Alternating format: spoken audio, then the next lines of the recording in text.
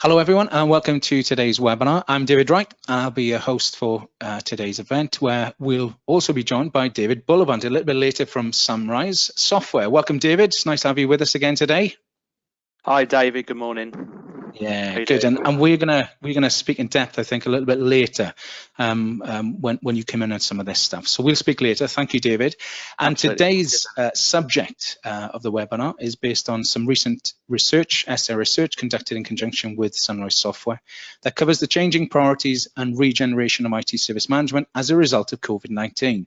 Now, the impact of COVID-19, well, it continues to be studied, assessed, and researched, and no doubt this trend will continue as we come to terms with COVID-19's legacy, both in the workplace and at home. And perhaps most importantly, it's how we scrutinize what we find when we explore that impact in data or wherever it is, how we take whatever meaningful insight we can find in that and frame it as lessons learned to bounce forward. So the report looks at how IT teams dealt with the pandemic, including data on how well prepared they felt, what they struggled with the most, and the positive outcomes they saw as a result of change. And it also explores how technology, both existing and new, enabled IT teams to continue to provide vital services and how their service strategies have changed as a result of their need to adapt.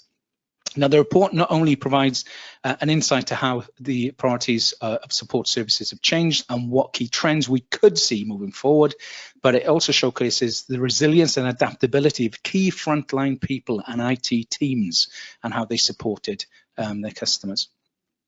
Well, also today we're going to take a look at some of that research. We'll see and look at a number of cohorts to ascertain why some organizations fared better than others, and David will join us after that to respond to some of the findings and discuss Sunrise's approach. So this is going to be really quick, guys. Apologies, I'm going to rush through this a little bit just to cover 30 minutes or so. Download the report, read in slow time. There's an awful lot of data in there to sort of contextualize and come to terms with, and a lot of learning. Yeah, so really download that report. Okay, let's start with demographics then. So as you can see there, the sector classification is public sector, private sector, and third sector, which is not-for-profit, charities, social enterprises, voluntary groups. So public sector and private sector make up 91% of all respondents. This is where respondents work. They work in service desk, they work in IT, other areas IT. The majority of respondents, 88%, working in the service desk or the rest of IT. This is where the size of the organizations that the respondents work for. So the majority of respondents, 34%, work in organizations with over 5,000 FTE, and 33% work in organizations between 1,000 and 5,000 FTE. So the respondent demographic shows a lean towards participants working in large private sector organizations, and a relatively even split between participants who work at service desk and the wider IT practices. Not that that may have any effect or bearing on the report findings, as the data cohorts in the report have been selected to represent individual and combined findings across a series of survey questions. Excuse me. We also wanted to understand the percentage of respondents organizations who offered IT support services to key workers due to their critical nature, what they do or what they did during the pandemic, and what they still do in the pandemic probably as well, actually. Understanding this, well, it adds another level of context to the report when considering the impact of COVID-19 on respondent organizations' ability to support all end users, including key workers. As you can see there, 61% of respondent organizations support key workers. Excuse me again. So this is the first area that we're going to cover, how well prepared organizations or respondents were to transitioning all staff to working remotely and supporting end users working from home. The all responded data paints a very positive picture on how well prepared the majority of organizations were for transitioning to home working. It's very positive to see that business continuity practices were in place for a majority of the organizations or the respondent organizations. The vast majority of respondents, 70%, said that they were very well or reasonably well prepared for transitioning all staff to working from home and supporting end users working from home as well. And although 32% of those said they would have liked to have tested their plans a little bit better, more effectively before that, almost a quarter, 24% of all respondents said that they were very well prepared with tried and tested business continuity practices in place to support the transition. Only 8% of respondents said that they were not prepared. So overall, that's a very, very positive response there. And when we compare the same data sector versus sector, we see the private sector respondents fared the best, with 73% of respondents saying that they were very well or reasonably well prepared for transitioning to working from home. When we look at how well respondents adapted, so these questions or set questions were about adapting to home working, both at an organizational level and at a service desk level. We see a staggering, absolutely staggering, 92% of all respondents said that their organizations had adapted very well or reasonably well to transitioning to home working. Over half of all respondents, 56%, said that their organizations had adapted very well to transitioning to home working. And just as compelling there, some thought-provoking data on the service desk's ability to adapt as well. An incredible 91% of all respondents said that their service desk had adapted very well or reasonably well to the transition. 62% of those respondents said they'd adapted very well to home working and delivering support services from home. Really incredible results. I don't think we expected to see that amount of positivity in some of these statistics. And when we compare the data versus sector, we see that public sector and third sector fared slightly better than private sector in their ability to adapt. So public sector just edging out the overall combined results there, with 98% and 92% of respondents adapting very well or reasonably well to home working as an organization and as a service desk. Again, some extremely positive results. For many of our respondents, the transition and adapting to home working has been an absolute success, which is incredible. Part of the underpinning dependencies of successfully transitioning to supporting end users working from home is seen in this set of data, which focuses on the ITSM tool in use. The premise here is to establish any links between the level of and ease of ITSM tool configuration, functionality, and tool support, and the success of transitioning staff to working remotely and supporting end users working from home. Now, to do that, we created 3 cohorts to explore that data, and these are the cohorts. So Cohort Alpha, that's organizations who said that their ITSM tool was significantly configured to meet the needs of the organization pre-COVID-19 and how well the tool met their needs of the business during the transition to home working. You can see there that over 50% of the cohort had significantly configured their tool to meet the needs of the business pre-COVID-19. And also 86% of this cohort said that the tool had met their needs during transition. Cohort Beta there, well, we see that 38% of this cohort had significantly configured their tool to meet the needs of the business, and 60% of this cohort said that the tool had met the needs of the business. And 36% there saying that the tool had not wholly met their needs during the transition to working from home. And the final cohort there, Gamma, organizations that said their tool was vanilla, out-of-the-box configuration, and these show very similar results to the last cohort, actually. So Alpha, more successful cohort here, and a clear indication that a supporting success to the transition to home working was seen in their approach to tool configuration. And the need to relocate teams to home working brought with it challenges, including effectively managing collaboration, change, communication, training, and an awful lot more. So I think it's logical to make an assumption that organizations who had less requirement to reconfigure tool sets as a result of moving to home working also should have fared better to adapting to working from home. The same cohort data provides a very clear picture there of that relationship. So when interrogating the same cohort data, we see that 95% of Alpha said they adapted very well or reasonably well to transitioning to home working as an organization. 93% of Alpha said that the service desk adapted very well or reasonably well to the transition to home working and supporting the end users from home. And 71% of Alpha stated that their tool configuration capability is good and it's easy to configure. Only 14% of this cohort said that the configuration capability of their tool is challenging or difficult. And when we look at cohort Beta, we see lower numbers in comparison to Alpha. So 87% of Beta there said that they adapted very well or reasonably well to the transition to working from home as an organization. 74% of Beta said that the service desk adapted very well or reasonably well to the transition, which is some 20% lower than cohort Alpha. 51% of beta said that their tool is easy to configure, again 20% lower than alpha.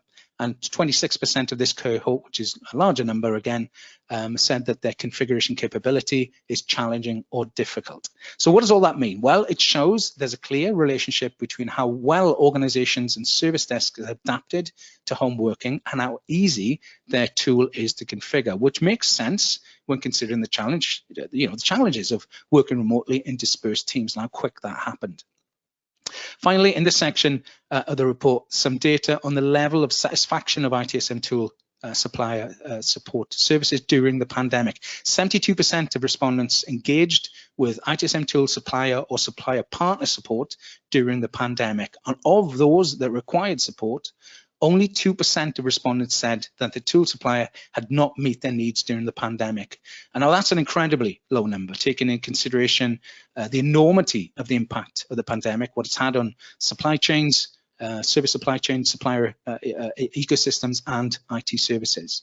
And you can see that 37% of all respondents said that their tool supplier or supplier partner had been very helpful in supporting their needs during the pandemic. Now, we'll come back to this data a little bit later in another cohort to see how that adds to another part of what we found in the data.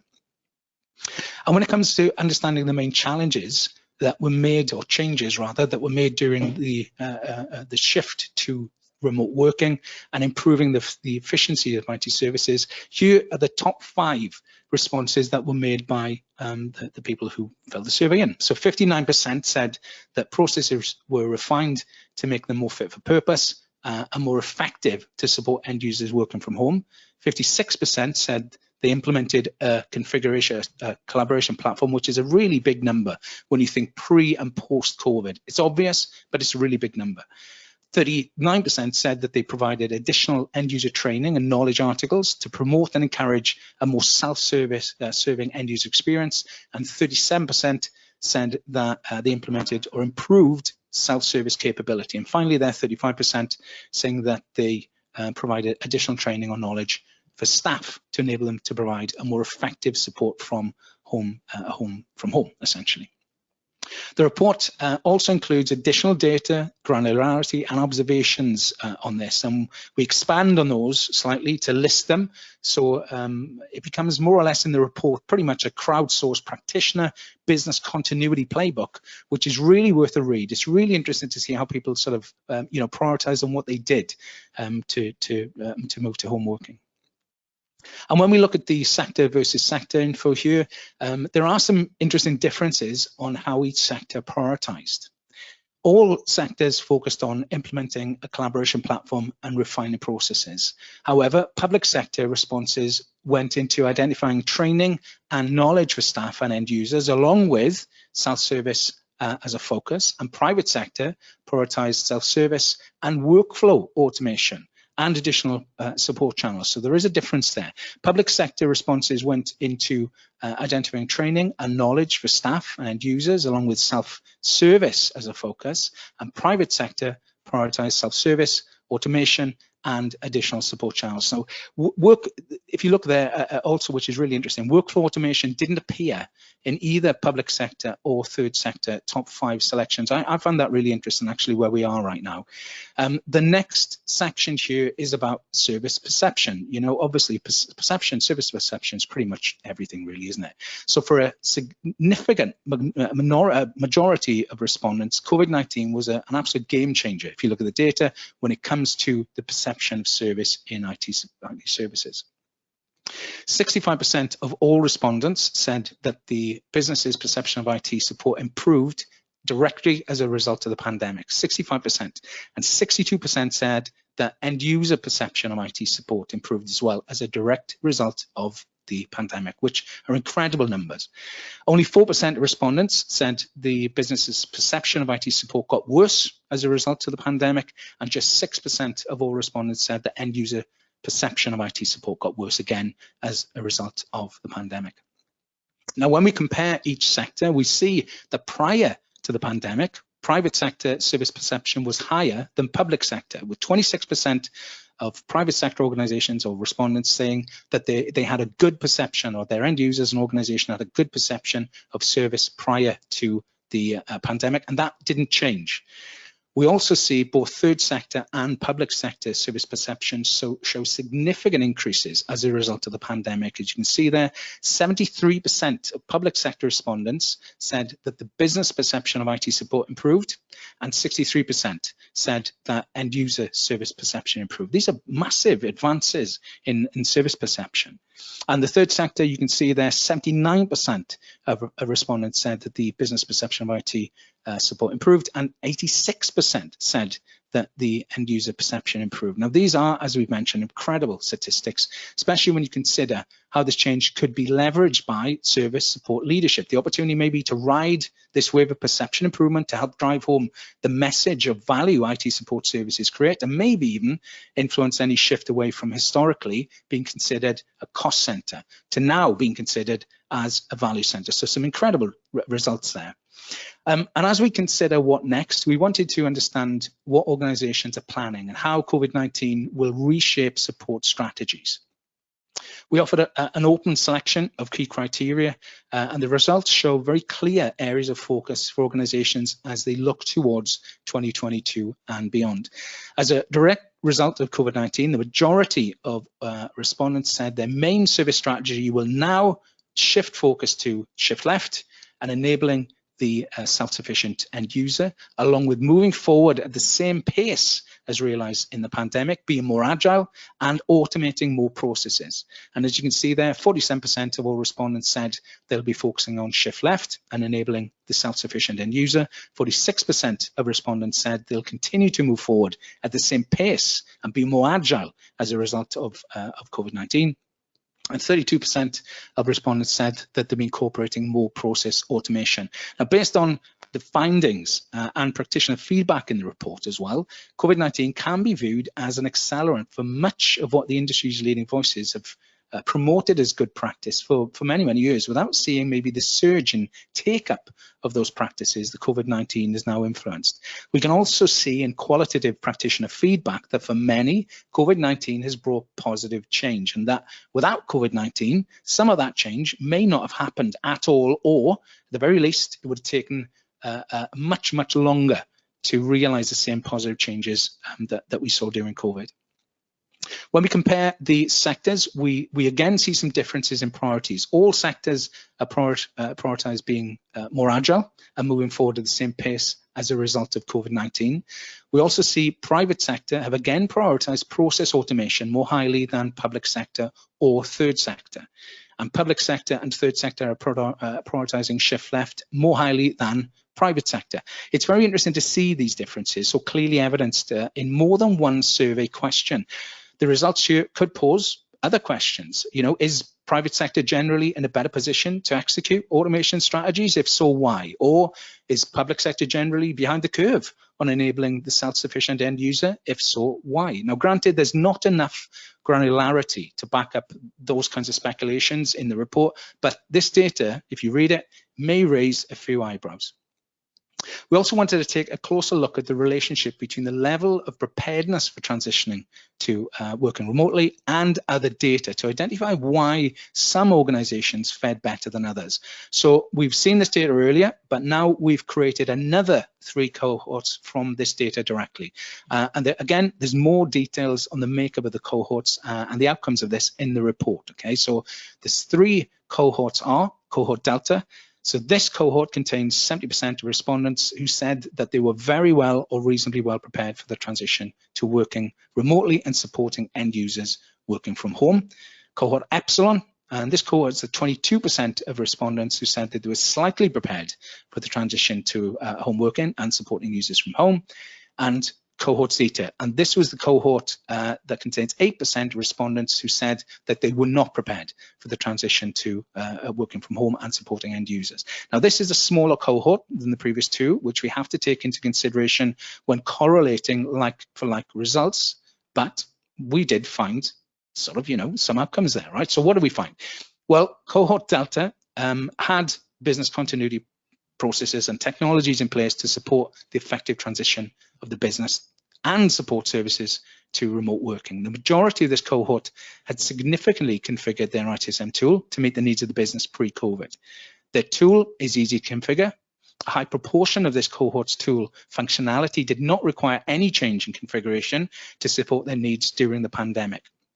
When required, this cohort's tool suppliers supported them effectively. The large majority of this cohort adapted well to working from home and supporting end users working from home as well. So this cohort were the best prepared, and as a result, they were able to spend more time focusing on acclimatizing and adapting to working from home and supporting the changed user needs rather than being inhibited by tools and processes that were not fit for purpose. In Exelon, we see, well, this group had basic business continuity capabilities. They'd not implemented them well enough to support the effective transition of the business and support services to remote working. Compared to Delta, this cohort adapted less well to transitioning to home working as an organization and as a service desk. The majority of the cohort had also significantly configured their tool pre-COVID. However, this cohort's tool was not as easy to configure compared to Delta. Less of this cohort said that their tool functionality had met their needs in the pandemic. There was more requirement to make configuration changes to their tool. And compared to Delta as well, this cohort's tool supplier support, well, they were supported less effectively during the pandemic too. This cohort didn't adapt as well to working from home and supporting end users working from home either. This cohort was less prepared than Cohort Delta, which impacted on the amount of time that they had or they were able to spend directly on acclimatizing, adapting and supporting end user changes. Their tool and processes were less fit for purpose than Cohort Delta, and they also received less adequate tool supply support than Delta as well. And of all the cohorts here, Zeta adapted the least well to transitioning from home to home working and supporting workers from home.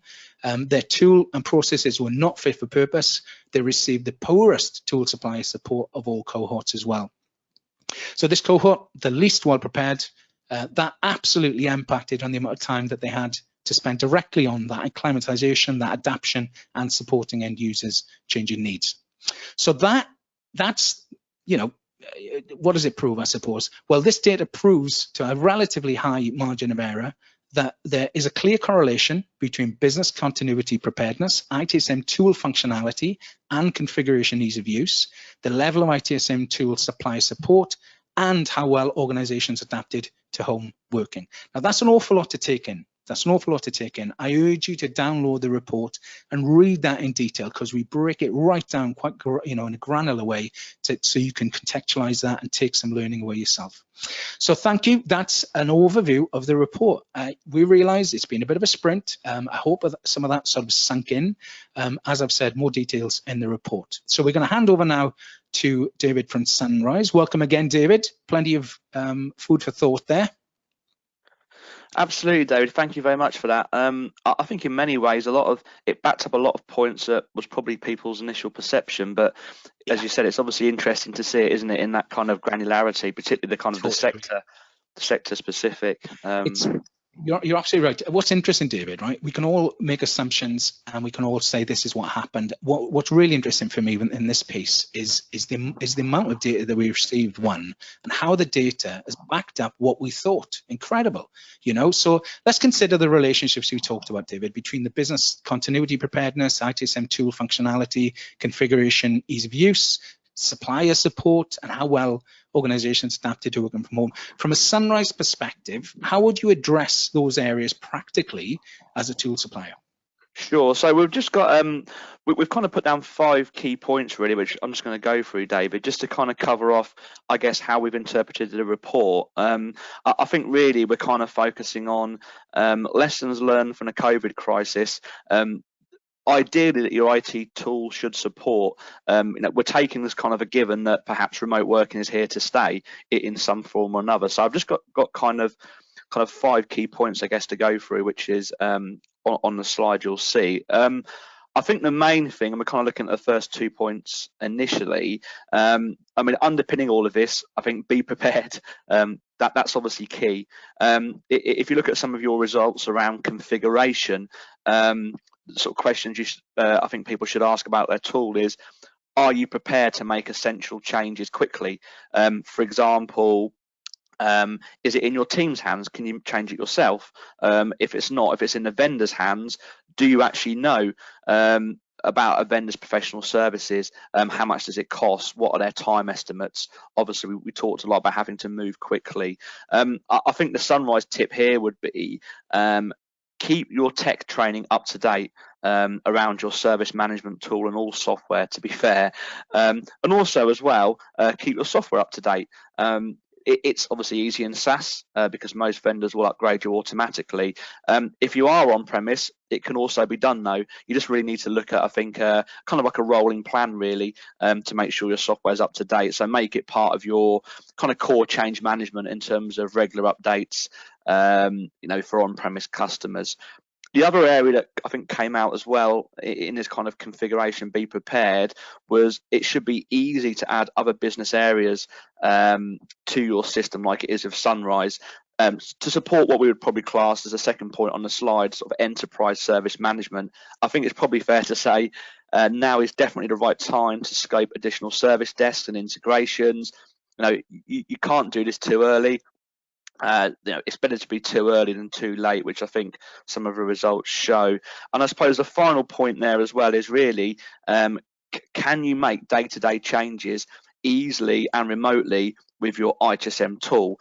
For example, things like drag and drop workflow to help automate process and errors. So on those first 2 points, I was just going to quickly reference the software actually to perhaps validate that. So if we look at kind of the Sunrise software, I think kind of ease of use and configuration naturally lends itself to the administration portal. So you'll see here in Sunrise, for example, we've got a kind of a central administration portal which is all online. It's all kind of HTML5 web based, and this allows you to configure your application without the need for programming skills or coding or training. So just to give you a couple of quick examples, and this is what we actually found from some of our customers during the kind of the COVID transition. So if I go into my my contact area here, you'll see on the left hand side, this is where we can configure our application. So one of the more visual things, of course, within a service management tool will be the screens and the fields. So basically the data you capture.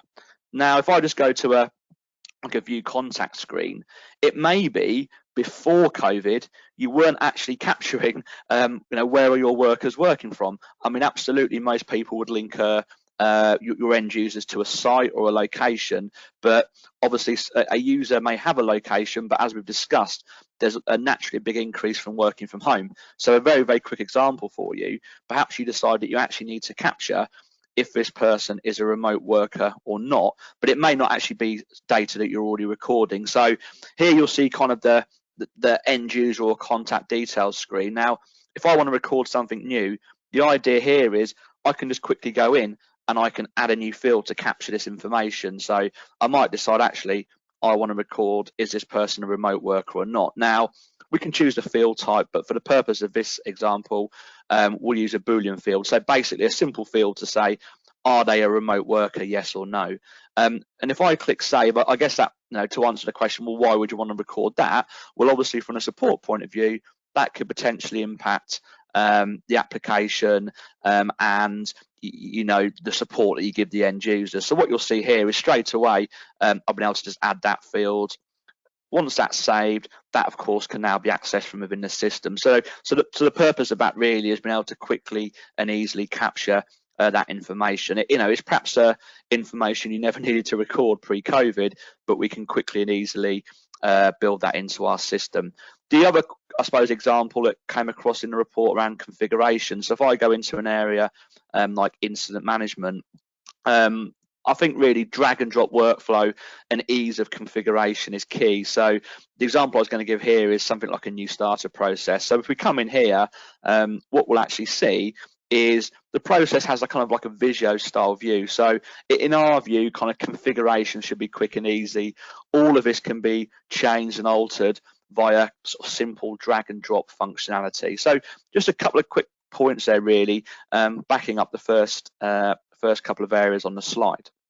The other area, I think, David, you mentioned a lot, which we shouldn't really miss or neglect, is the kind of the support to shift left functionality and how important self-service is. So I think we'd probably say that shift left is now probably fair to say a fundamental ongoing plan. You know, it's not a fad or just something for other organisations. It's here to stay.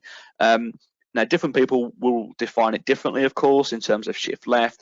But I think from an ITSM software point of view, you know, you should be able to easily support prioritisation of calls, more efficient use of resources, dashboards, and of course, simple call allocation and SLAs. And I took a couple of things around what you said, David, and one thing that came out very clearly was knowledge is power. So the more knowledge you have, you know, within your ITSM tool, the better. What we also kind of, I guess our view is, and this is speaking to our customers, self-service is now both expected and needed, particularly with the kind of the remote workforce. Is someone working from home 5 days a week or 3 days a week or anything in between? But nevertheless, self-service is expected. And what we tend to find is IT's customers don't really draw a line between their consumer life and their business expectations. So there's no excuse really not to make things easy and be able to adapt to that kind of normal way of self-service. And again, just to maybe quickly reference that within the tool set. And what we don't want to do today is turn this into a software demo, but what we're trying to do is just make a couple of key points really. So here you see an example of the Sunrise self-service portal. And I think these dashboards are configurable, but what you'll see here is there's a whole kind of number of ways you can engage with your end users via self-service. So do you want to push out information to your end users? So here we can see key information. If we want to, we can click on that and drill down to see more details about the announcements that IT are making. And the other one that would be remiss not to mention really is this whole offering out knowledge to your end users to help them kind of self-help, particularly if they feel isolated and they're working from home. So here you can see, for example, I can interrogate the service management tool from a self-service point of view. So I can just come in here. If I've got an issue with my iPhone, I can do a simple search.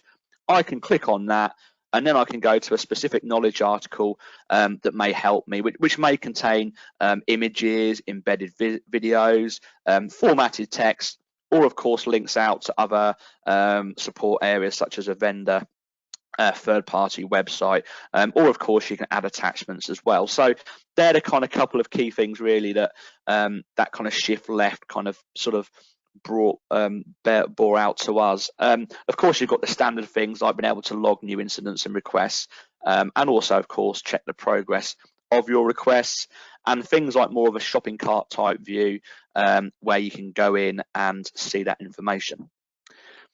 Final couple of comments, I think, really from a Sunrise point of view. You mentioned automation a few times, so I think it's probably fair to say the question we kind of asked in the report, and it's something we're again already starting to see, was how wide is your actual IT enterprise? You know, your ITSM software is the core manager and communicator of services, but what and who else should it talk to? So for example, you mentioned collaboration, MS Teams. You know, can your ITSM software push out service updates across your comms tools without having to go to the IT portal? Can you receive information from these comms areas as well? So if we just actually, again, quickly reference that within the service management tool, so what we'll do is we'll go back into the main interface that IT would use and log back in as a example user. When we log into the service management tool, again, you've got this configurable dashboard, which may be useful, but I'm specifically interested in incident management. So I'm just going to go in and I'm going to open existing incident. Now, I guess the content is less relevant, it's more about the principle, but just to kind of set the scene, perhaps this is a kind of a major incident you're working on where you've got an issue with some CRM software and you're actually working on it within the ITSM tool as you'd expect. So for example, someone in IT is adding updates to this particular major incident. Now, you may have rolled out collaboration as a strategy. In this example, perhaps Teams. So if you had a channel within Teams, what you wouldn't probably want to do is have to upgrade upgrade this or update, sorry, the service management tool, but also then go and update Teams or other sources as well. So anyway, you've got duplication is a waste of time and effort. So a very quick, simple example, we can have an integration directly into Teams. So I could send any information in terms of fields from this record, or I could type in free text as well. So I might put, we expect to have a further update in 10 minutes or whatever the reasonable timescale is. So the idea here basically is I want to send additional information directly to another data source. Now, what I've set up in this example is a simple integration with Teams. So without me having to go anywhere to update Teams, what you'll see is right about now, this information has been pushed out into Teams. So anyone that's following on Teams has automatically had that update. We can actually, as we said, send default fields from Sunrise. We've sent my free text. We can, even if we want to, have a direct link into the service management tool. So by clicking that link, it can take me straight into the service desk management tool to find further information. So a very simple and quick example around how you can integrate the service management tool with the rest of your environment. And there's some more examples there around linking to perhaps more development tools like Jira, other collaboration tools like Slack, or also the Microsoft Azure side. So things like raising contacts or adding calendar invites into Azure. So a few kind of points there around integration. And then last but not least, and I think, David, this is really quite important actually, being able to report and feedback in real time. So I suppose the question we asked here from the data is, how is IT coping? Obviously reporting and feedback is key. It is a moving target, and if you can't do proper management level feedback to request the resources you need, how do you expect to be in a better place next time? So what we tended to find from some of our customers is those that could sort of demonstrate real-time reporting and information analysis to justify what they're doing, naturally found it easier to get the resources they need. So a couple of comments we're going to make here, and one of them actually does relate to the Service Desk Institute. So one of the things we have in Sunrise, which we feel is really useful, is the Service Desk Institute accredited reports. So these are effectively KPI-based reports that look at month on month how you're doing around some kind of key metrics. Now, clearly, if you were looking to get the Service Desk Institute accreditation, these would be gold dust around evidencing what you're actually doing.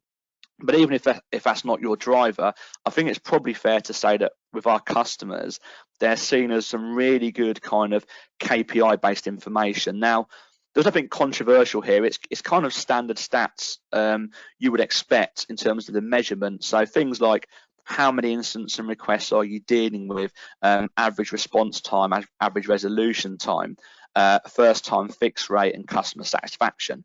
So in this example here, you can see we're looking at the average time to respond to an inbound inquiry, and we can clearly see month by month how many inquiries we're getting. And if we look further down, what's our average response time, and are we responding within the target? So if you imagine aligning that to the business, having this information would make it very easy to go back to the business, in theory at least, to justify extra resource. And then last but not least, we looked at Sunrise about how we can help you further analyze your ITSM data, and this also links back to integration. So what we found at Sunrise was lots of our customers were already using really powerful BI analysis tools such as Power BI.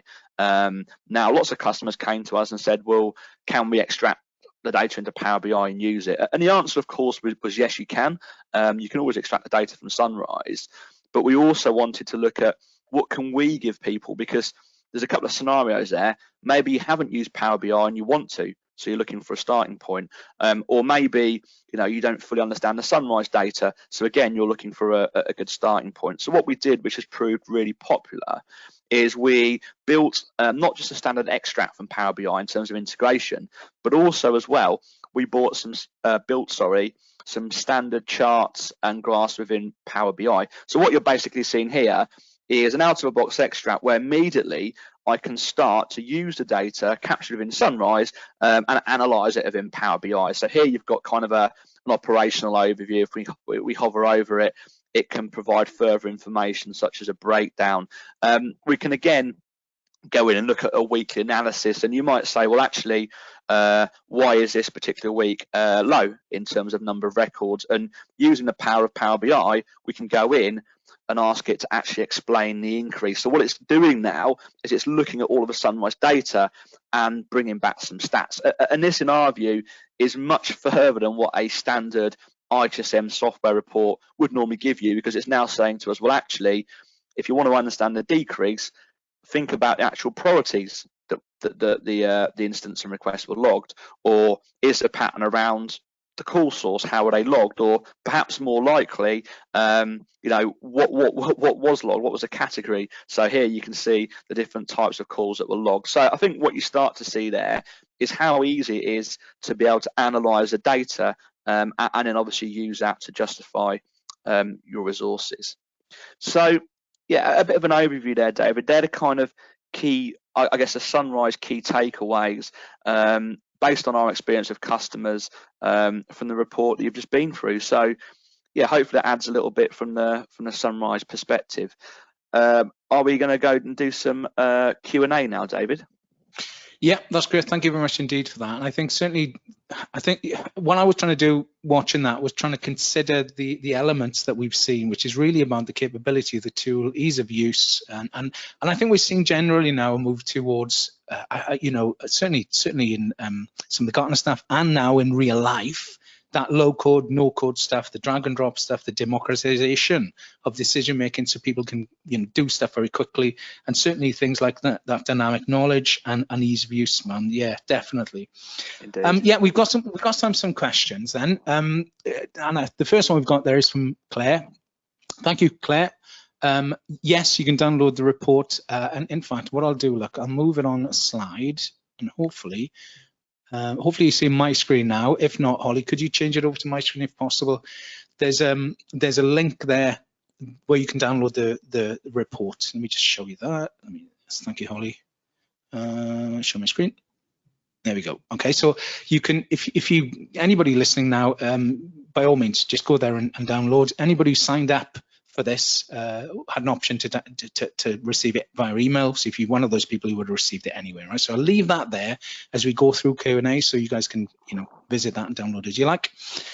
So let's see if we've got any other questions. By all means, listeners, if you've got any questions you'd like to ask in what you've seen, albeit it's really quick. Totally get it, really quick, right? It's very difficult to let all that stuff sink in.